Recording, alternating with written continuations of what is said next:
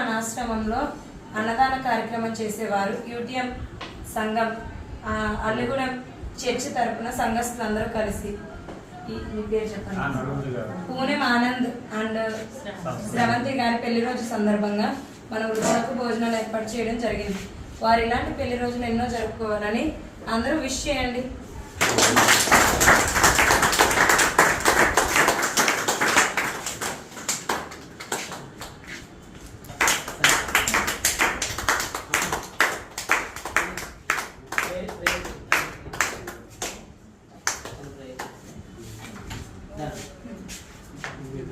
మా అయ్య చిన్న ప్రేయర్ చేస్తారు.